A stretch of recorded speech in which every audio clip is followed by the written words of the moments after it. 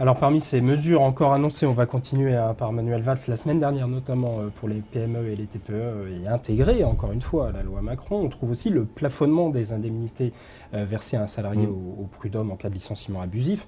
Vous avez, vous, menacé à Force ouvrière de recours juridiques Oui. la semaine dernière. Alors on aimerait en savoir plus, à quoi vous faites allusion et comment ça va se traduire concrètement? D'abord, il faut savoir que c'est une vieille revendication du patronat.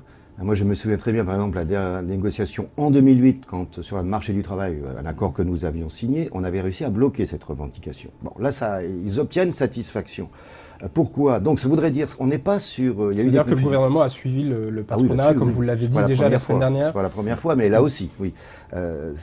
Contrairement à ce qu'on dit souvent, ce ne sont pas les indemnités conventionnelles de licenciement qui, elles, sont prévues par le Code du travail ou les conventions collectives.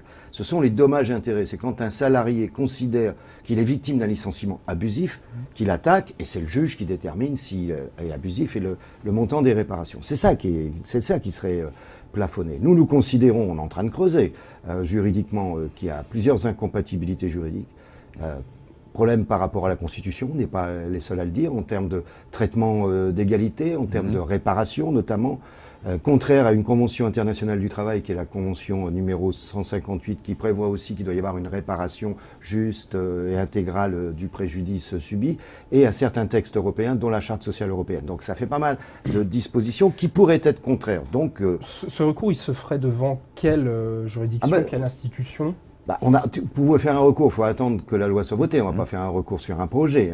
Si le texte ne bouge pas, on réexaminera donc en fonction de ces critères, mais ça pourrait être auprès des trois, on n'exclut rien.